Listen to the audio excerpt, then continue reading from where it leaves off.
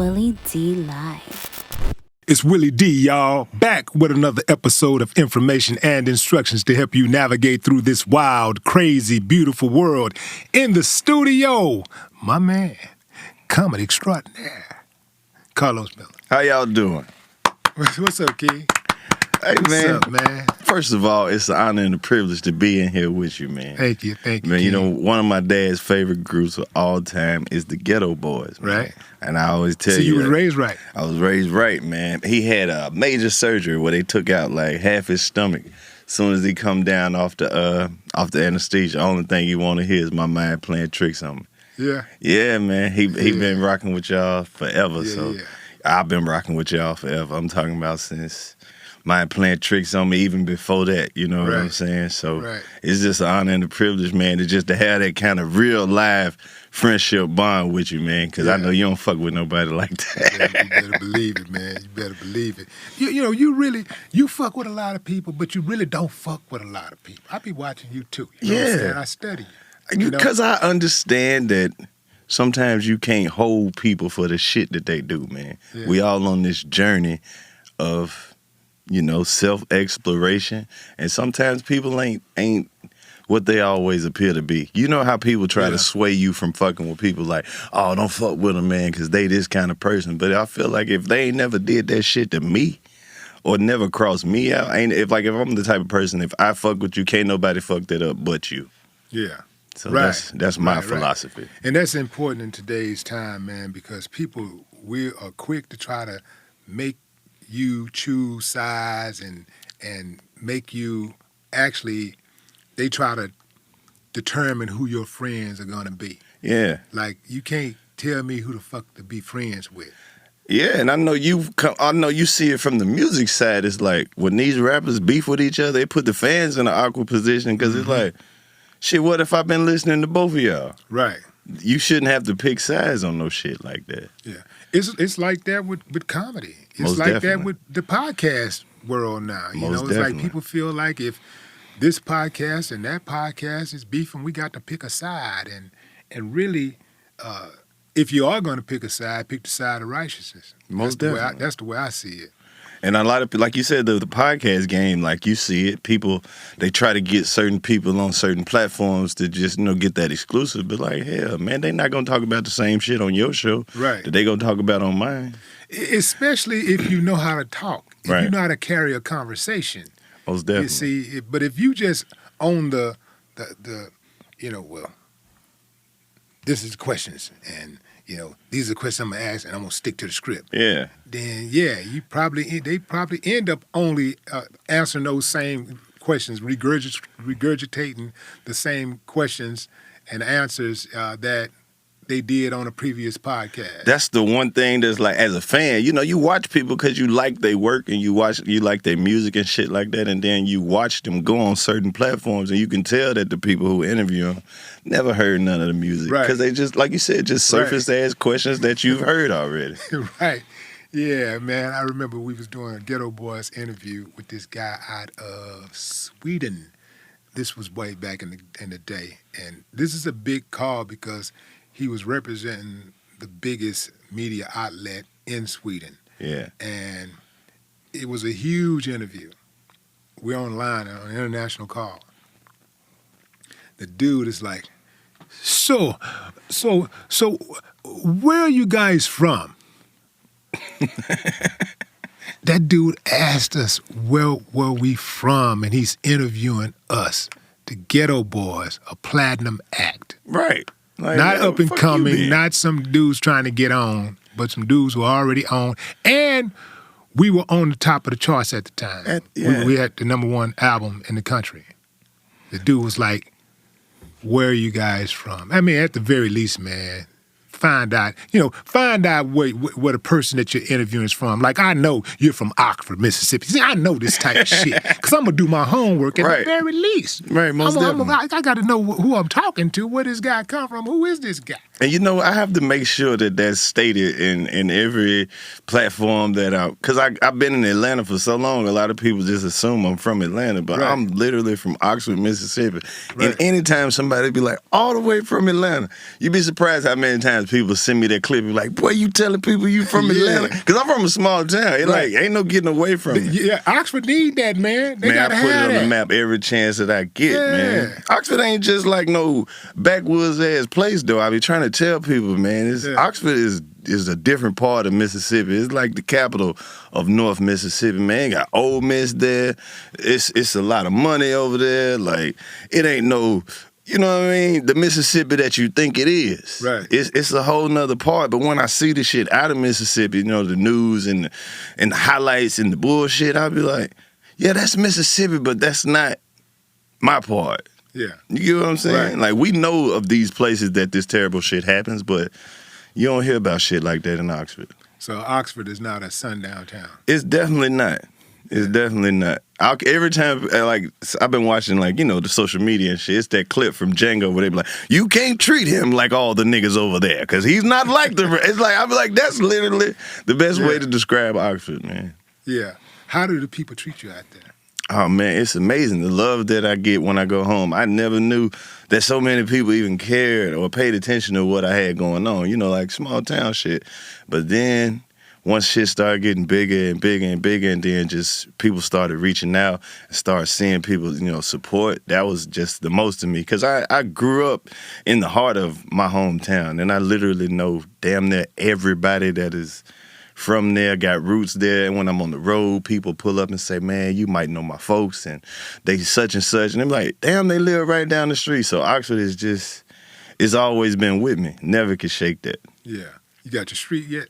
My street? Yeah. Well, we got a lot of roads in Oxford. No, I'm talking about your street. Yeah, they might give me a little piece of Miller Street. Little county road Karlous somewhere Miller. back there in the back. Karlous Miller Boulevard or something like that. That'd be dope. Because to be honest, bro, I had never heard of Oxford. Really? Well, you know, let me back up. I heard of Oxford, but I haven't heard of any famous people being from Oxford. We heard a lot of people from. You heard of John Grisham? The white man who, the writer, author. The writer, he wrote The Time to Kill. Yeah. He from Oxford. Is that right? Yeah. Okay, all right. I went to school with his son. He got like a whole highway that he owns down through Oxford. He owns the highway? Like, he owns so much property on this one part of the highway, it's damn near from Oxford to Batesville. He owns a lot of property. He got a big-ass house out there. He's always had it, always kept it up. Even when they moved, they still kept it up and, you know, left it as a monument there. Ooh-wee. Morgan Freeman is in Oxford a lot. Yeah. Because he's from Mississippi, not Oxford, but close by. So he's in Oxford with a lot of events and stuff like that. Eli Manning played ball there. DK Metcalf, he's blazing the NFL right now. Yeah. A.J. Brown went to Ole Miss, another young receiver, plays for the Titans now, I think. Deuce McAllister is one of the more famous guys that came out of Ole Miss. So they get a lot of talent that comes through there, mostly athletes, but not a lot of entertainers. I remember the one big thing that was real big in Oxford for years is that before every Ole Miss game, they'll play like a celebrity on the screen with an Ole Miss jersey, and they'll lead the chant. And they had Snoop Dogg do it one year, and they just went crazy for that. Right. Yeah. Did you play any sports while you were in Oxford? Yeah, I played a little high school football and track and cross country and stuff like that. Yeah. But, you know, I grew up playing sports, but I was always a shit talker. Right. So it just made sense. Had I known that I would end up doing comedy anyway, I never would have played none of that shit. I was looking for a way out. What position did you play football? I played all of them. Whatever, you know, like when you got a dedicated position, that's the shit you play. But since I didn't really have one, they just threw me all over the field.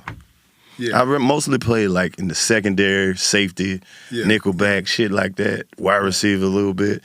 Because I've been this size pretty much my whole life, so it wasn't no growing. In practice a little bit, got my ass knocked off a few times. Yeah. So never was a ball runner. What do you like better, team sports or individual sports?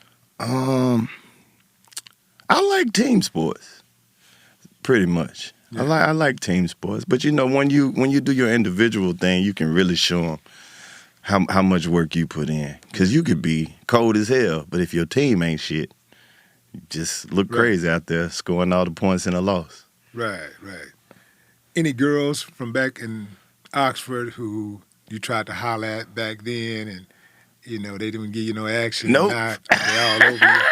No. You don't have a story like that? No, I don't have no story like that. How old were you when you left Oxford? 22. Well, damn. Okay, so you definitely had time to cultivate those relationships. Most definitely, but that's the thing about it, bro. I ain't, my kill list is very short.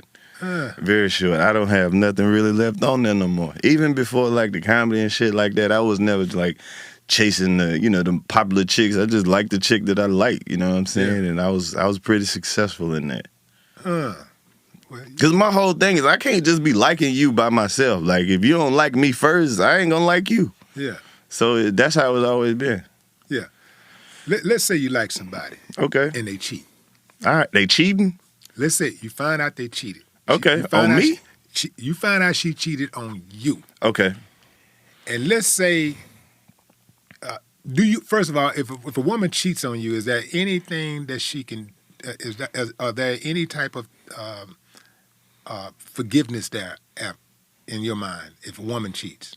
I mean, it depends on who the man is. My mindset is I believe anybody will cheat under the right circumstances because people are people and that's just what it is. And a woman cheating on you don't say nothing about you as a man. That don't mean that you was lacking anything. That don't mean that something was missing. A person who's going to cheat is going to do that anyway. Because I've seen people cheat under the best circumstances and the worst.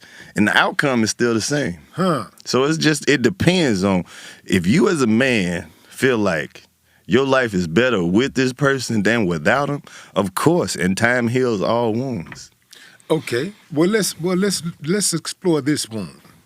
Let's say she cheated and she gave the dude some head. That's the worst. That's cheating. But check this out. You know why I asked that question, cheating don't even have to be as physical as that. No, but I'm saying specifically that I asked you that question because specifically she cheated and she gave up some head. I asked you that because I saw an interview you did once where you said that's the worst thing a woman can do. If she do that's the nail in the coffin. If she do that, we talking about irreconcilable differences. Man, that's exactly what that means. You can't forgive that. And then did she cheat away from the house? Like, was it away, or was this somebody in the immediate vicinity of the community? What are the chances of you running into this person? Did she go to Miami and cheat? Was she on a girls' trip and cheat? Or was she cheating in the neighborhood cheating? Right. You got to factor in a lot of this. Okay. But if your lady cheats on you and she give up some head, she hates your guts. She hates you. Yeah. You did something to this lady that made her want to break your entire heart. Yes, that's the nail in the. You got to go. Yeah. Because as a man, we can't forgive shit like that. It might be 5 years from now, Christmas, and your kids is happy, and you look over and say, "You dirty bitch, you was down the street sucking dick." Hey, and when you walk into a place where that dude is, and especially when there's other dudes around, he gonna tell. It's over. He gonna tell somebody, It's over with. That's crazy to even let somebody. You know how it is. You a fighter. For anybody to be able to hold some shit like that over you, this gonna make you snap. You know that shit gonna make you snap. I find it like strange that women can forgive. I mean, they don't forgive, but they can forgive and still be with a guy after he cheat. But very few men that I know, if they find out their woman cheated, will stay in the relationship. I mean, that I know personally. I know I've seen dudes do it. I've seen it happen. I've seen many dudes do it, but like the guys that I know on a personal level, at least, unless the woman cheated and they didn't tell us, they didn't share with me that she cheated on them. But guys find it very difficult. Like me, I've never, I'm sure I've been cheated on, but if I was cheated on, I wouldn't take a chick back. I'm not built like that. I'm not built to take her back. Because call me antiquated, whatever you want to call me, whatever. Call me a caveman, but I'm a conqueror. That's my woman. That's my woman. And if you do certain things, she give it to somebody else, that's a major violation, man. And it's like can't let that go. Because women, they're emotionally attached when they go into these type of situations, Yeah. and we can do stuff like that, and or so not we feel have anything. been led to believe. Yeah, because a woman in can many fuck cases. with no emotions too, and that's why I true. say I don't put That's cheating true. past nobody. Good point. And Good and, point. and the right circumstances can make anybody fold. Just like with the couple weeks ago, the Keke Palmer shit. Yeah. Like people was like, why he do all? Like, man, that bro was hurt. He's a young man. He hurt. He got pride. He was somebody too. But would you go on the internet? Would you put your woman on blast on the internet? What? I mean, the mother of your child, the woman that you're in the current relationship with, would you do something like that? I would never do no shit like that. Yeah. And I think that's where he really missed the mark at. I think if he would have had that was a private conversation. Yeah, but I think it was one of those things where it was like, you could factor in a lot of shit. What if he had no idea this shit was going on? And he's seeing it for the first time. People tagging him in it. They DMing it to him. Like, where else he gonna respond at? But Karlous, didn't he kind of play himself by making videos and taking pictures before all of that ever happened with his woman being in provocative clothing? He didn't know that was he thought he had one. Because all the way up until this point, they been in love, kissing in the mouth. They done made a love child. He thinking that he got one of them ones. And he didn't know that Usher was the one that was gonna make her fold. Because this is the first time that he didn't ever seen his woman be anything other than his woman. Boy, she was throwing herself on him too, man. That's one of them situations where you can't win in. That might have been as far as it went. She might have been fanned out. She might have wanted a picture. She might have went backstage. When your woman is flaunting her stuff on social media and you're filming it and posting it, and you're hee-hee and ha-ha and you're encouraging her, get it, girl, look at my girl, look at mine. Perhaps it was all of those acts that made her feel like she could do that and he would be okay with that. She thought that had the security of the because relationship. He kind of likes the attention that she gets when she flaunts what she has. Most definitely. But see, that's the catch-22 of social media. You could never give your girl as much attention as those 600,000 dudes that's following her, that's going to her page every day, that like to post when it's her on the beach in the bikini. They like to post when she posts you. They like her. Right. Whatever she got going on, you ain't gonna stop that. Yeah. So it really, like you said, that is a conversation that you have to have offline. But I don't think that's just one conversation. Shit, you might have to have that conversation quarterly. Yeah. Feelings change, especially when you on the other side and you gotta watch. He do like the attention she get when he take the pictures and he okay that. But when she go out and do it and he don't know nothing about it, it hit different. I think it hit different because social media made a big deal out of the blogs. It was like, look at his woman. The whole world laughing at me. Ain't she married or ain't she in a relationship? Or don't she have a new baby and all this? Why is she out here doing? And I think that pressure is what made him cave. But I don't want this to be one of them things that they look back in 5 years, 10 years, and they regret that they let social media dictate how they were going to handle their miscommunication. It's a baby involved. Right. You get what I'm saying? So, like you said, he might get over that shit in 2 years. He might get over it in 5 or 4 months. But he's still going to have to deal with putting his business out there in front of the whole world and letting them know that he got emotional over some pictures and a video. Man, you know you could be a goddamn relationship consultant. I wouldn't do it. You know that? Because of people. Dude, you are wise beyond your years. Well, matters of the heart become very shaky. Because like you said, you could change. Your feelings could change. You could get over that shit. And then once you get back into that lion's den or dealing with this person that you did have these hangups with, some of those old feelings might flare up. Some old beef might pop back up. Some shit you might, like if you even decide to deal with a person again, you still going to have to deal with the shit that y'all left off on. Right.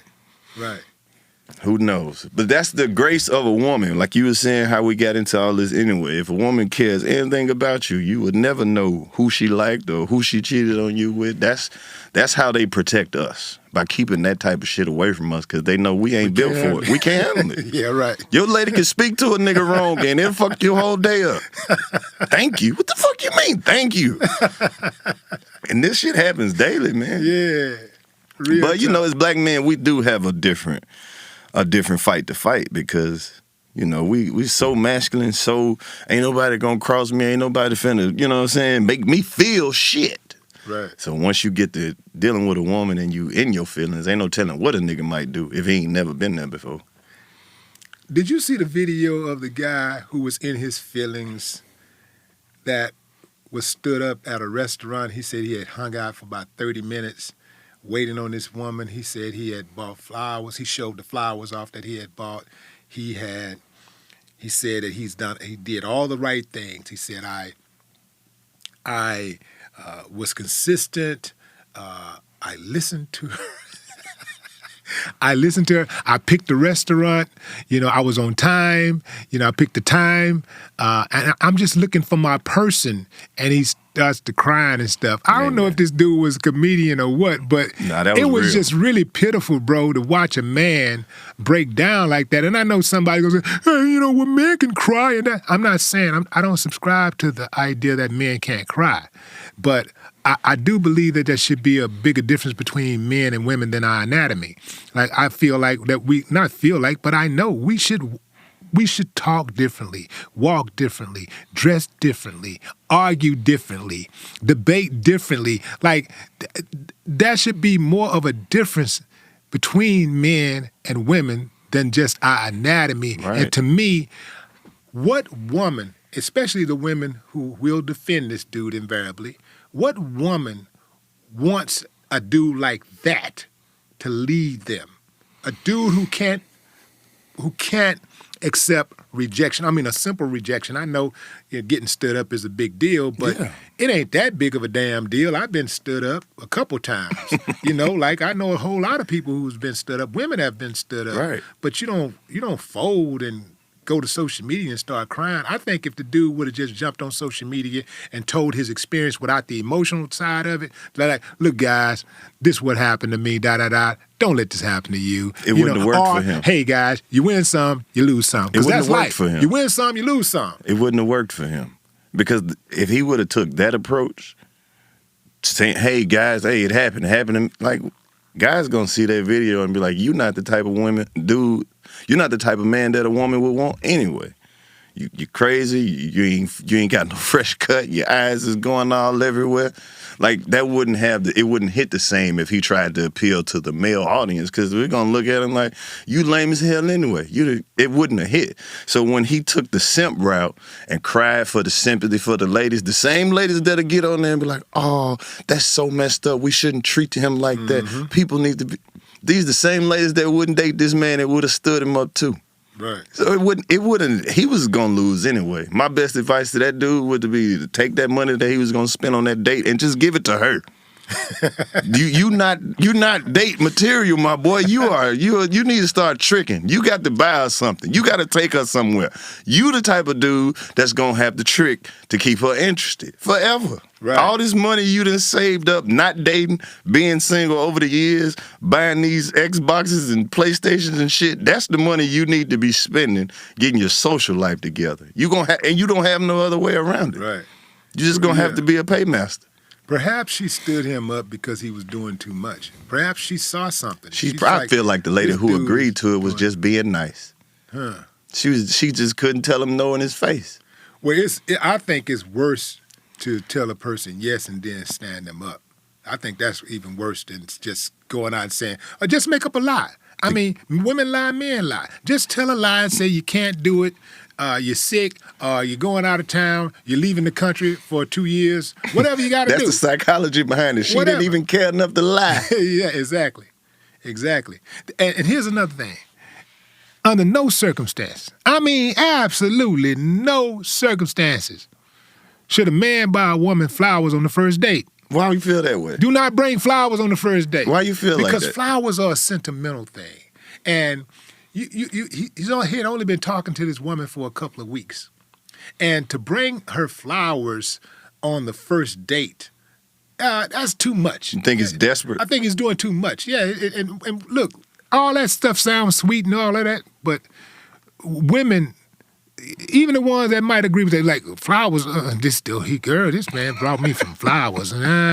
They are suspicious of that, man. It's a such thing as being too nice. I'm talking about too nice too soon. Exactly.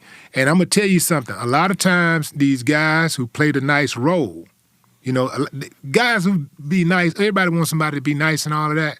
But a lot of times, guys will play the nice role and really, they're a monster. Yeah, because they feel entitled. Oh, I'm a nice guy. You should do this. You should date me because I'm a nice guy. I bought you flowers. You should kiss me. It leads to down a road of entitlement. That's why I was going to ask you, like, you ever bought flowers, and did you get the reaction from the flowers that you thought you were going to get? I've bought flowers many times, and each time I got the exact reaction I was looking for.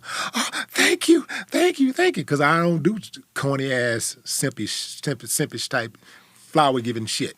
You know, like, it means, you got to mean something to me for me to send you some flowers. And women know that, and that's why they like flowers. I also got to feel like that you're receptive to it already.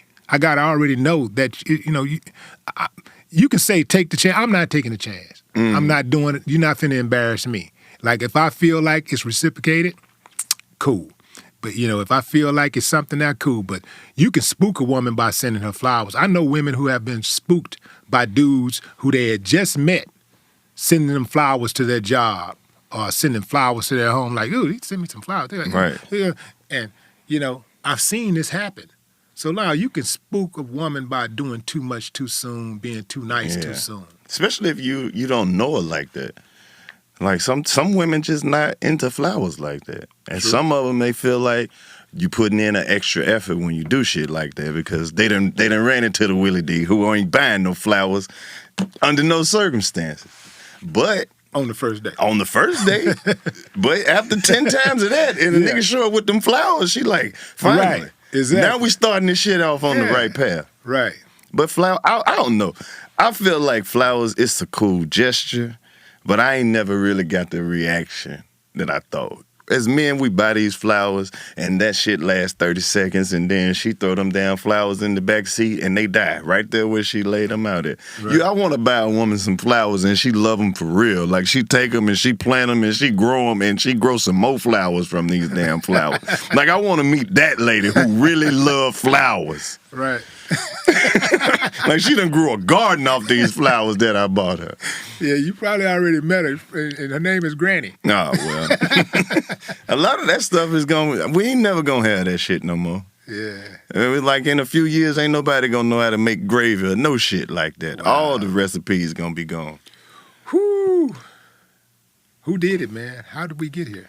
How did we get here? Man, the world speeded up. Don't nobody have time to cultivate nothing no more or learn a skill that they don't already have. Mm-hmm. Like, the world is in a big-ass hurry, man. Everything is over with. Mm-hmm. Just like you don't see shops that fix no electronics no more. You get what I'm saying? It used to be people who used to be able to make a good living fixing blenders and vacuum cleaners and the bulbs in the back of TVs and shit. Just a whole shop of broken electronics that was on the block 30, 40 years. Mr. Willie made a great motherfucking living over there fixing vacuum cleaners and shit like that. All that type of shit is gone. Yeah. All that. So it costs more it's cheaper to buy some new shit than it is to fix some broke shit. Right. And it's the same with people. Like, why would you sit there and go through these ups and downs and trials and tribulations with a person, and you could just easily pick up your phone and find somebody else who been liking every picture, who done left hearts under all your comments. These people got options now. Ain't no need in working shit out. If you don't work out the first time, hey, we can get on social media and find a new you right quick. And that's the mindset. Everybody feel like those numbers that say followers, like those are your options. And it's just not true. You don't know who these people are offline. Niggas be on there falling in love with women. You ain't never seen her legs, her feet. You never heard her voice. You never seen what a room looked like, and you ready to risk it all. You ready to leave your wife over some pictures. Yeah. It's crazy. You've been having a lot of career options lately, man. You are on fire. Like, you got the 85 South tour. Yes. And the podcast. You know, you got the Wildin' Out still. You're still doing the Wildin' Out? Most definitely. Okay, you just got the Wildin' Out. And now you're doing your solo thing, you know, with your comedy touring. Yeah. That's a big deal. And speaking of being on fire, you used to be a fireman out here. Most definitely. Man, how in the hell do Karlous Miller, how does Karlous Miller navigate a career as a fireman? How did you become? How did that come about? My stepdad How did you become a fireman? My stepdad was a firefighter for a long time. He retired after like 25 years. So he was always like, man, you should try it. You should give it a try. Well, you know, we work one day on, 2 days off. You a young man. You can handle that. So I'm like, we live in a small town. It ain't no whole lot of fires. It's shit. I'm thinking, hey, we ain't got to do shit if it ain't no fires. Not knowing that the fire department got to go to every emergency that they call for. Right. Every car wreck, every time the fire alarm go off. It's more that type of work that's more exhausting than the actual fire shit. Yeah. But then it's like when there's a fire, then shit is real. Whether it's just a burning building or not, but man, I got into that career. It was the greatest job I ever had until we actually had to go to a fire. Was that in Oxford? Yeah. Yeah, most definitely. So it came about as like they were doing, you have to like damn near audition for this job because you have to go do a physical performance test and then you have to go and get approved by the city. And then you have to do all this other shit to actually get an interview, and then they give you an interview and they offer you a contract and you sign to work for the city. And man, that was going great until I went to the fire academy and they put me down there with all them damn rednecks, them good old boys. They put me in a class of 25 people. 20 of them was white. The black dudes was the most spineless, heartless niggas you would ever meet, who was just, yes sir, boss, whatever you say, boss. And I just couldn't go for that shit. So they tried to, once they figured that I wasn't one of them, they tried to flip the shit on me like I said some racist shit to the white boys and kick me out. Mm-hmm. So I was like, fuck it. And once I got kicked out the fire academy, it was just like, well, we're gonna terminate your contract. That's the short, long story of it. But it was this one dude, he kept saying all this terrible shit, like racist shit. He was a police officer that was like working in this little small town, working as a firefighter and a police officer. And he used to say the most fucked up shit because he thought couldn't nobody say shit to him because he was a police officer. So I used to hear him saying all this shit. I'm like, what the fuck is you talking about? Are you crazy? So then he was like, once he found out that he was about to get kicked out, he had all them rednecks in the class go in there and say that it was me starting shit with him. That's it. How long did you do it? I was in the fire academy just a couple weeks before they kicked me out that bitch. But I was a firefighter a few months, almost a year. Have you ever been able to take that experience as a firefighter and weave that into any of your comedy? Well, the thing about it, it's certain little stories and little nuances, little accents, and just little shit that was said, but I never framed it up as this is the shit that happened to me when I was a firefighter. Like, it's some of those guys out there that are just some of the most colorful characters you would ever meet.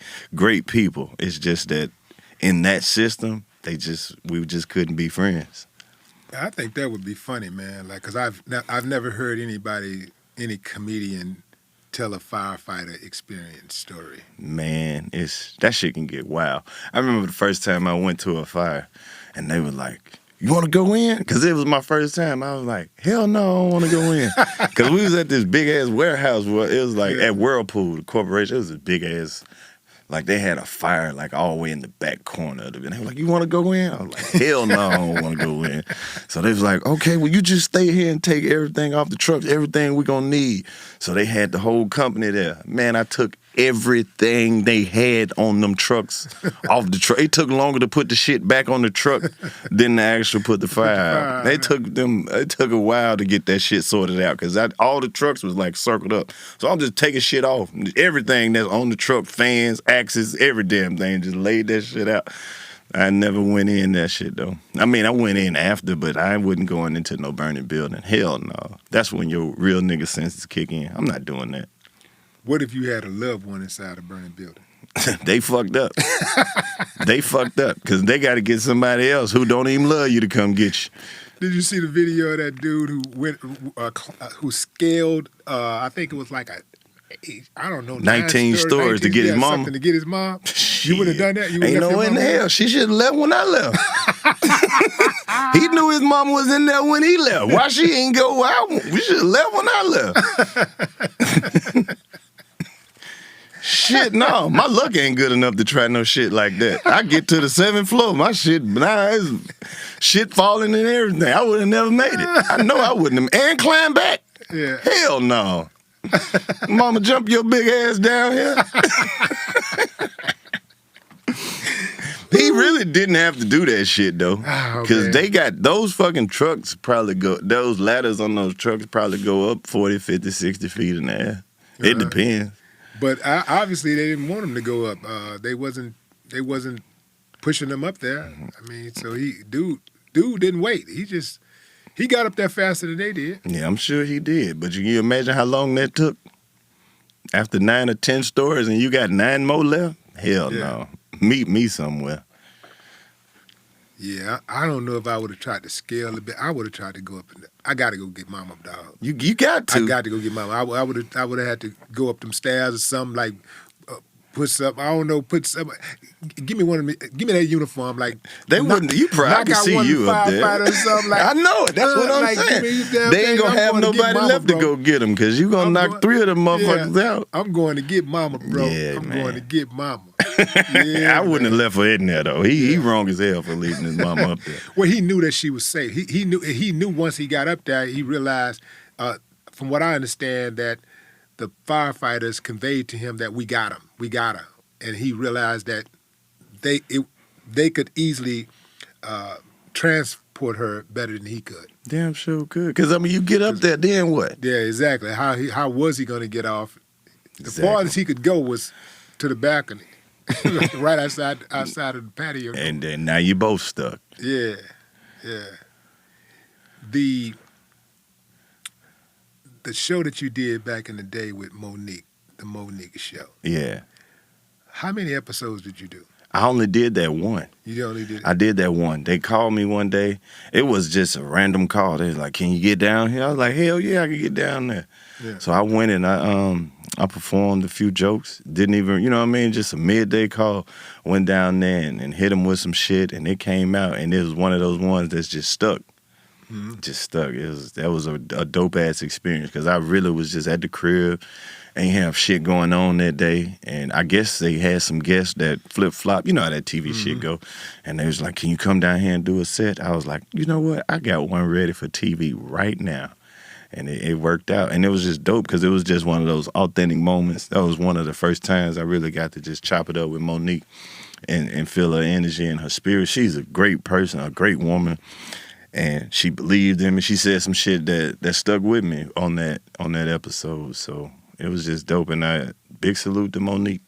There's a lot of those people like that who were just like in the game before me that just welcomed me to the comedy game. Like last night, me and George Lopez had a show in San Antonio, and the way the theater was set up, it was like I was in the front and then he was in the back. It was like one of those, dual like opera house type things. So I had my show going on, he had his show going on, and then after my show, I went over and I hollered at him, and that was just one of those guys that I watched coming up in the game and just seeing the work that he put in, like real OG shit, like D.L. Hughley and Ced the Entertainer and Steve Harvey, like the kings of comedy. They all have stamped my brand, the 85 South. They know what we do, what we got going on. I got to work with them, one-on-one. These are people that I looked up to. So just to be embraced like that by the Moniques and the Bill Bellamy's and all the people who had influence of, my comedy world coming up, it's just so dope to be embraced by them. Yeah.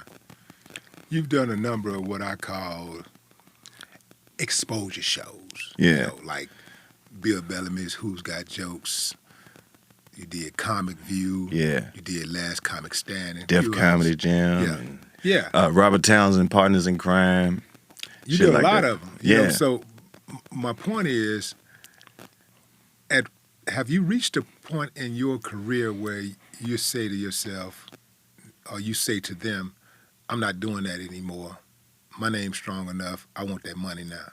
See, the thing about it is, nah, because some of this shit is just personal. You know what I'm saying? It's just personal to be part of that alumni. To say, yeah, I did Comic View. Yeah. Oh, yeah, I was on a Def Comedy Jam. Yeah, okay. I did Partners in Crime. It's like, that's my checklist. I would still do some of that shit. Yeah. Like, because the one shit that I did that had the most impact that I didn't realize was going to have the most impact was the NBC Last Comic Standing. Mm-hmm. And then it's like once I did that show and I started doing these little improvs and funny bones and shit like that, and it was just like the influx of white and non-black people coming to see me. And the club owners was like, how do you fill this club up with so many different variations of people? It's because they saw me on this. They know me from the Monique show. They know me from Hell Date. They know me from Wild 'N Out. It's like it's just the perfect gumbo of all of this shit. Cause anytime you do a show like that, you gotta assume that they got a big audience too that don't know nothing about me. So no amount of money can,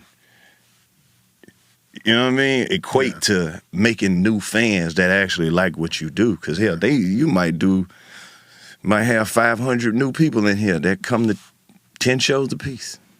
And just follow you all around the country. So that's more, like you said, the exposure and the promo, just to let people know, hey, I'm here too. Right. I'm an option. And I love to jump on shit that's just non-traditional or like a Last Comic Standing or somewhere you wouldn't expect to see a ghetto-ass nigga talking that shit. But I got that type of comedy too. It could be as raw as you want it, or I can do TV family friendly. And I think that's one of the things that get overlooked by a lot of black comedians is they think that we only capable of doing one style of comedy. Do your tenure in the business sometimes get overlooked because you've been doing this since 2005, correct? Yeah. Are you ever surprised, taken aback when people kind of look at you like, oh, you just started doing this in the last few years? I actually try to use that to my advantage. Because you got to keep in mind, the people who know I'm dope, they know that I'm super dope. But the people who have no idea, that shit is going to be like the first time they hit the pipe. Like, where you been? Why didn't I know? That's the feeling that I want them to feel after they see me for the first time. I want them to regret this being their first time. I want them to leave that show and go find everything I've done from all the years that they didn't know about. Yeah. You have a child with Ashima Franklin, right? Yeah. What's that co-parenting like? That shit is crazy. To have two parents as a comedian, it's crazy, man. It's just chaos. Because most people who have a comic in the family, it's like my dad's a comedian or my mom's a comedian. Your child has a father. Does he take anything seriously from y'all? Yeah, pretty much. But even him, though, is like, that's the cold shit about, you got kids. The coldest thing about being a parent is no matter who you are or who the parents are, they still develop their own little personality right in front of you. It's like you have your input and your influence, but to see the type of people that they become and the things that they gravitate to, it's just amazing because it's like, how? You get what I'm saying? Like, my son, he'll be so quiet around me at periods, and then I hear about the shit he said or done, and I'm like, I just can't see it. You know what I mean? But he's funny as hell also. Is he on Instagram? Yeah. How old is he? My son, he's 14. He's about to be 15. Yeah. So what kind of stuff do he post on Instagram? Man, he loves basketball. So he follows a lot of the basketball players and the podcasts and, shit from the school. And he got his own little social world, man. And he knows what we do. He watches his mom and dad, and he knows that we talk that shit. So he sneak and talk his own shit, too. Yeah. Yeah. What does he want to do with his life? Right now, he's so focused on the sports and music. He's a good kid. Stays out of trouble. He loves to play basketball, loves to swim, anything athletic or just being outside. And he's a great musician, too. He plays about 3 or 4 different instruments also. Mm-hmm. So I know this year he's going his first year of high school, and he's picking up the trumpet.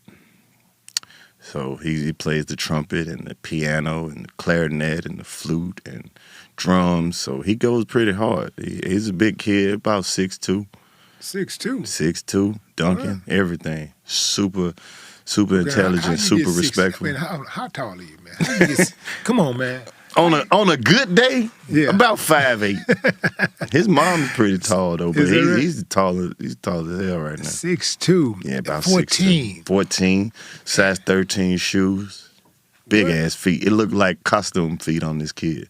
And does he live with you or his mom? He splits time between both of us. He's at that age now where he'll just jump in the Uber and show up at the house and be like, "What's up, Dad?" So he's eating a lot. Most definitely. 14. He eats like 4 or 5 times a day, man. It's crazy. Do he ever get on your nerves? Hell yeah. Because Apple got this shit called Apple Pay. Right. They just send requests all damn day. Just money. Yeah. But, but I think you seem to be really enjoying fatherhood, though. I love it. I wish I would have had a lot more kids. Yeah. I used to look at people and be like, how the hell you do that? But it's just one of those things where you either love it or you just like it. Yeah. Yeah. Fatherhood. Is fatherhood the best hood to you? Yeah, pretty much. Yeah. Pretty much, because you get to see, I think like especially when you got a son, you get to see a younger version of yourself with better resources, better opportunities, and better guidance. Right. You know what I'm saying? That's the whole point of being a parent, is to try to make sure your kids have an easier or better life than you had. So it's just kind of like seeing yourself and trying to help yourself. Like, I don't know, it's like that movie shit where they show you from like the future and then your past, and then you kind of just meet in the middle. So that's what's been interesting to me about it, though. Yeah. Have you spoken to DC about his situation that he went through with the mother of his children dying? Spoken to him? I was right there throughout the whole thing. Like, that's my brother. Like, blood couldn't have made me and DC no closer, bro. You was there when she died? Bro, I was there the first time he saw her. I was there when he met her. I was there when they was, I'm talking about from that moment of inception all the way to that. So, man, that shit, I would never imagine that shit would affect me like that or make me feel like that. But to see... Well, she was like a sister. Exactly. When you see your brother hurting like that, man, and he held the shit better together than I did. You know what I'm saying? Like, me and him spoke and talked for hours and just getting it all out there, man, and just putting a plan together. Whatever you need, bro, we got these resources in place. Take your time. I'm calling them, texting them every day. Man, don't say shit. Stay offline. Just keep doing what you're doing. Stay strong for your kids. Stay prayed up. And anybody who knows DC will tell you he is the most in his faith person you will ever meet. That man prayed 20, 30, 40, 50 times a day. Never put a bite of food in his mouth without thanking God first. Never hit that stage without hitting his knee first. Never walking off that stage till he prayed.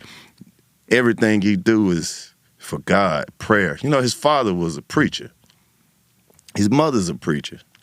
The man know the Bible from front to back, can quote any scripture and tell you what book it came from and all of that. Grew up singing in the choir.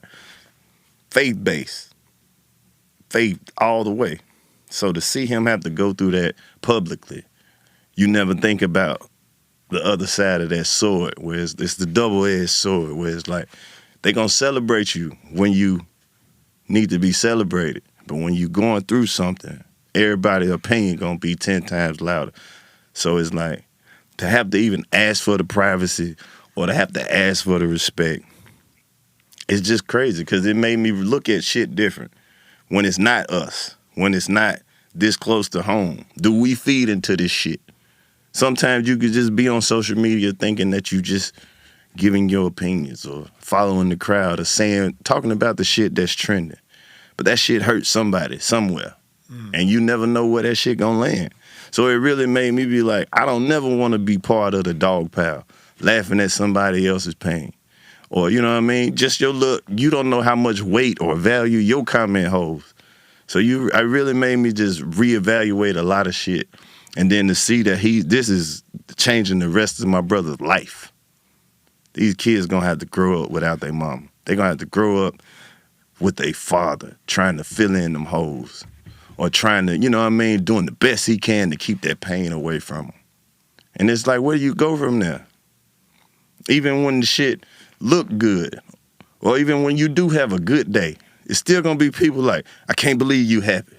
How you gonna be happy and this shit just happened? But you don't know what happened up until this point, how long it took to get to this smile, how long it took to be able to go outside and be around these people. You don't know what he... You don't know if he's hurting right now. Exactly. You don't know what he was doing right before he walked up to you or before you came into the frame. It's like, right. Yeah, people grieve differently. That's one thing that I learned after my mom died, and I had some differences with my uncle, her twin brother, you know, on how he was grieving. I was like, I ain't see enough grief. You know, I thought, hey, man, you supposed to be acting like this. You know, like, where are you? You know, you wouldn't, you know, like, so I didn't, but that taught me a lot. That taught me a lot. People grieve differently, and you can't project your grief on another person or what your and you never and that shit can come out of anywhere. Yeah, that threw me off big time because I know DC and DC is a good dude, you know, and to see him going through something like that, and you know the spotlight was on him, right? You know, like everybody's watching him to see, okay, now what you gonna do now, DC? You handled everything else, you know. You know, you do your comedy. You know, you're in control. You do your, you know, when you're speaking, you're in control. You're acting, right. You're in control. Okay, now what you gonna do? And that did trip me out that some people were trying to tell him how to grieve. Yeah, because they didn't know the scope of the relationship. You know, social media can only give you so much. I guess it's just like if you don't have what their perfect image of idea of, oh, well, you wasn't doing this, or y'all weren't this, or we never saw that. That don't mean the shit didn't happen. Right. This man and this woman got 3 kids together that they planned on having. None of these kids was accidents. So whatever the scope of their relationship was, they understood it. It's not for us to understand. Yeah. We don't know what arrangements they made or what they said in private or what they even laid out for they family plan for their kids. That's not for us to know. If to see people try to tear that apart or try to say that it wasn't what it was, that shit is aggravating because it's like, bro, you don't even understand. Like, this somebody I've been around every day for the last 10 years. How can you say this shit and you have no idea who these people are? And you seeing all the crazy ass shit that people try to project and make go viral just by giving their opinions and think pieces and shit. And it's like, man, that shit is irrelevant because you don't know what the fuck you talking about. You weren't there. And that shit hurt. It hurt to know that when some real shit happened, people still gonna be on the bullshit. That's why I limit what I put on there. Like, and I guard my personal life. You know, like I guard it with everything because I know most people just really don't give a damn. They don't really care about me. Right. You know, they care about what I can do for them, what I can provide, whatever entertainment or whatever, and that's it. You know, and people want to know just to be nosy. They don't want to know because they're concerned. Right. They want to know because they're nosy, and so I just try to, you know, limit my personal life as much as possible. And whatever I give them is what I want to give them. Now, certain things I ain't going to be able to control. Like, I know one of these days I'm going to do something really fucked up. I don't know exactly. Don't even give them that. Don't give them that. I know, I'm saying. They're going to play that clip when you do it. I'm going to do something fucked up one day. Yo, he said it. Yeah, he said true. it right there. But here's the deal. They're going to do something fucked up too. Right. It's just that I'm willing to be transparent about my imperfections. Right. You know, I'm not going out trying to do something fucked up. I'm not hoping I do something. I'm not looking to do something fucked up because I can do something fucked up right now. Right. So I'm not looking to go do something fucked up. But I know I'm imperfect. I know I'm not perfect. I'm a human being. Right. And you know, I have weaknesses. You know, and I have at times succumb to temptation, right, and all these things, you know. So I'm not. I know I can try my best, but I know at some point I'm gonna fuck up. Let me ask you this, because you got to get that fame when fame actually meant something. When you couldn't just jump online and say whatever the fuck you wanted to say to your favorite ghetto boy. Like, what was the biggest change that you had to get used to going from where you could be famous and anonymous and interact with people as you felt, and now it's just like, now you have to interact with them as they feel? Not being able to knock a motherfucker the fuck out when they open that mouth. Not being able to walk right up on them when they run that mouth and knock them the fuck out. You know, because that's the biggest thing what the internet has done. It has emboldened people to run that mouth. And people say the most reckless things that I know for a fact they would not say. They know that they wouldn't say. But of course they got to put the act on for their little audience or whatever. Right. But they know. They know the truth is I would hit their ass with one punch and knock all their shit out. They know that. I'll slide that motherfucking armlet right off their head. You know? That's the biggest thing. Yeah. That's the biggest thing, because in the past, like, somebody say something, it's going to be some consequences, because guess what? You know, you going to pop up.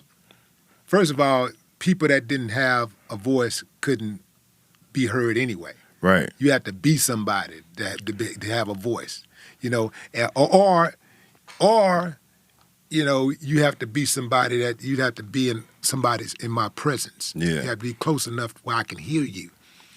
And if I can hear you, if you're close enough for me to hear you, you're close enough for me to touch you. Right. And if you're close enough for me to touch you, you're close enough for me to knock you the fuck out. And that's the biggest thing. And look, man, I'm not going around looking for fights and hoping to fight people, knock people out and stuff like that. But I just believe that I believe in decorum. I believe in respect. And this internet has really, really emboldened people and it's really created a lot of little monsters. I used to really, really, well, I guess I still do appreciate the fact that the internet has allowed people who's never had a voice to actually have a voice. Right. There are some people that are located in very small and remote cities across the country, little towns and stuff, and they perhaps have lived an antisocial life. They're socially awkward or whatever, but they can post stuff on the internet and it can give them some type of purpose when people respond. Right. Especially affirmatively. So, right? Yeah, some triggering shit. Yeah. So it can give them some type of sense of purpose. So I thought that was a good thing, you know, for people, the little guy, to be able to do stuff like that, to be able to be heard, right? Yeah, but who knew that little guy was such an asshole? But who knew that? Yeah, and who knew that little guy could be such an asshole and become a monster? Right. You know, and so when it comes to the trolls, for me, especially the trolls, you know, I got a slogan. My slogan is "Trolls are hoes and they must be exposed." You know, and if I find out where they are, and somebody, if they can be pulled up on, don't even do it. They not worth it. Listen, what I'm saying, bro. I know they not worth it. I'm gonna remind them that they're not worth it. You understand what I'm saying? I'm gonna remind them and I'm still gonna go out and live my life and do whatever I got to do. It's not gonna be a hiccup. I'm definitely not gonna allow somebody who is a nothing, you know, to get me off my square. They can't get me off my square if they tried. But they still gonna get dealt with. They got to. They gotta be stopped. They must be stopped. How do you deal with trolls? I don't. It's been so long since somebody triggered a reaction out of me. Because once you respond, 9 times out of 10, the next comment gonna be like, "Oh, I was just fucking with you, dog. Wanted you to say something back. Man, I'm a big fan." And then the next thing you see, you go to your notification, they done posted your comment back, "Big love, talking shit with my dog." It's like you validated they bullshit. That's true. That's true. What I typically do with the trolls is I just block them. What I'll do is I'll block them, then talk about them. Because I don't want them to hear their name. When we first started the 85 South show, we had this terrible ass dude used to just come on there and trash all our posts and talk shit to people in the comments. And so we would just used to be like, "Fuck Rodney." Guess what that nigga Instagram name is now? Fuck Rodney. Fuck Rodney. The #1 troll in 80. He wears it proudly, man.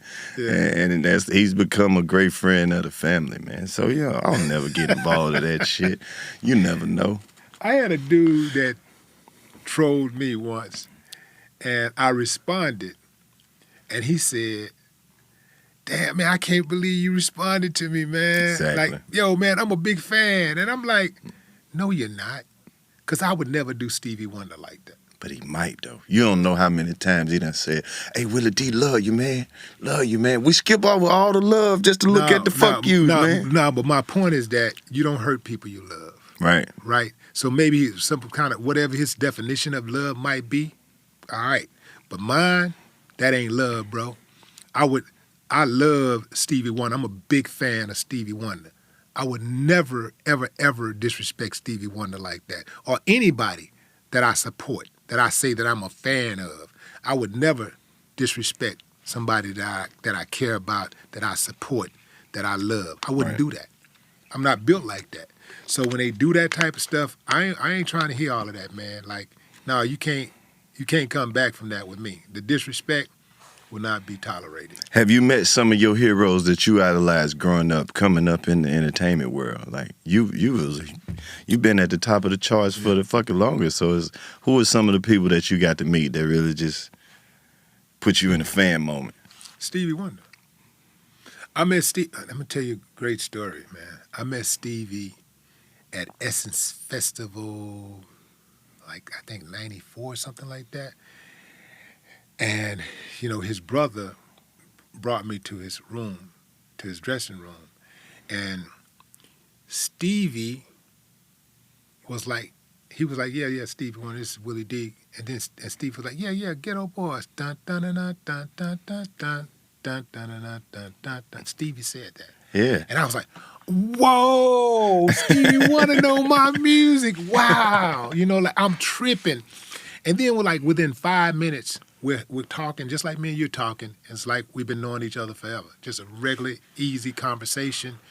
But the thing that I picked up on right away when I walked into his room, he had food for days, like shrimp and lobster, all kinds of stuff. Just his food was like set up like it was catered by Wolfgang Puck.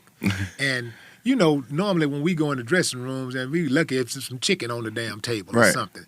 Man, this man had the tablecloth, the white tablecloth on the table. He had pictures of himself on the wall. He had soft furniture inside of the dressing room.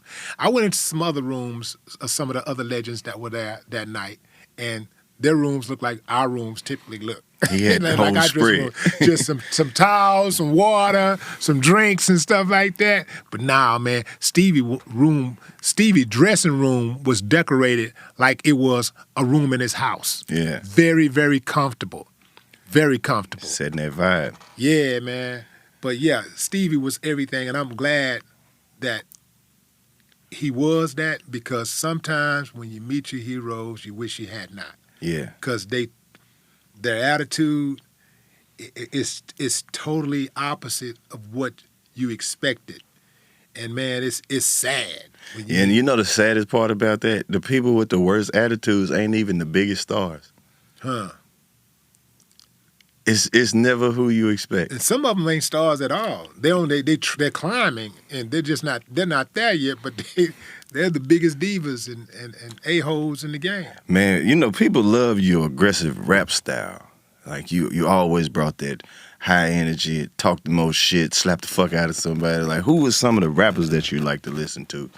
Some of your personal favorites, whether they old school, new school. Who were some of those rappers that gave you that feeling? Chuck D. Hell yeah. I can see that. Ice Cube. You know, I listened to when I would listen to Cool G rap. Yeah. You know. Cool G rap don't know the type of influence his music had on the South, though. Yeah. Like, a lot of guys from the South fuck with Cool G rap hard in the beginning, too. Yeah. But those dudes, you know, like those high energy dudes, you know, like, I like that. I like that high energy, because I'm like, I hear a lot of people that, well, you know, well, you're not a lyricist. Well, really, a lyricist is just somebody who write lyrics, you know. Yeah. I write lyrics, so I'm a lyricist. But, you know, they want to hear a motherfucker be fly. All that old fly ass. Fuck that. I'm live and direct, man. Yeah. And I want you to hear what I got to say. I want to make sure you hear. That's why I say it loud and proud. Yeah. I want to make sure I slap you with it. All that old cool, smooth shit. That's cool for them dudes that y'all like that. That's cool. But that ain't me. You fuck with any of these new school cats, the newer guys? I like J. Cole. Yeah. That's my dude. I like J. Cole a lot. I like Lil Baby. Yeah. I like Lil Baby. Lil Baby got something special. It's like, you know, and it's not just the lyrics. See, because there's other guys out there that's dope. They got some dope lyrics and stuff, but I like his energy. Yeah. So you get extra points with me when you got the right kind of energy. I like Lil Baby's energy. I like J. Cole's energy off the stage. Yeah. As a man, as he move around and navigate in this wild, crazy, beautiful world, I like the energy of those guys. You know, one thing that I saw personally that I observed from J. Cole, when he was working on some project. I don't know what project it was, but he had rented out this studio, right, in Atlanta. He had probably about, in the time that he had the studio, he probably brought 100 different rappers through there and just worked with everybody individually. Who, J. Cole? J. Cole, Yeah. like putting music together for him, trying to throw him on this song. Just, he had an open studio for all the artists that wanted to come through there and fuck with it. And it was just so dope, the outcome that he got. He had everybody from BJ the Chicago Kid, from Vince Staples, and just everybody who was popping through Atlanta at this time was popping up at this studio, just putting in work with him. So J. Cole is definitely one of those ones that's just super dope. And just to see how open his platform was to collab with whoever was in the game that fucked with him, may really get a lot of respect for him for me. Yeah. You know what I like also? I like Big Crit. Yeah. I like Big Crit, and I like Zero. Yeah, Zero yeah. been around for a minute, but I'm saying Zero because they don't say Zero. I'm saying Zero because I'm going to let y'all know. Don't wait till he die to be like, oh, wow, wow, wow, wow, because that's what they want to do. They start playing everybody's music when they die. They like, who is this guy everybody's tripping on? Yeah. Because, you know, like, hopefully, you know, whenever Zero go, it's decades from now, but whenever it happened, he will be saluted by this city, H-Town. He'll be saluted by the South because he got major. I mean, Zero make $1 million, you know, just in the South. He ain't got to go nowhere. But that dude got something special, bro. Yeah. And they don't know because he's not commercial. But he got something special. So I just like those dudes that's got that raw energy. I like that raw energy. What do you think about this new Texas movement that's happening right now? What new Texas movement? Shit with like Sauce Walker and the whole Sauce family and all of that shit that's going. It's a lot of new artists that's coming out of Houston. The Mexican dude that rap with the chicken and shit. Yeah, he goes off. That dude is from where? I thought he was from Houston. Who you talking about? Are you talking about Chingo Bling? Not Chingo Bling. It's a new Mexican dude. He rapping his ass, so I'm gonna pull it up. And shouts out to Chico Bean. Most definitely. Because I be sometimes trying to say Chico Bean, and then I say Chingo, and sometimes I try to say Chingo, and I say Chico. I gotta tell you what his name is. I gotta find him. What is it? Let me ask. I'll get my boy to tell me in a minute. But it's this Mexican rapper. He really been putting on for Houston, man. But I'm for anybody that's putting on for H-Town, you know, like and Texas in general. Like hey man, I'm proud for real. I'm a proud Texan, you know. I'm a proud. Mexican OT is his name. Mexican OT. Okay. Yeah. I'm gonna pull up something after this. But I'll check them out. But man, anybody that's repping it, man, it ain't for me. If you H-Town, baby, you Texas, man, it ain't even got to be rap. You can own a sanitation company.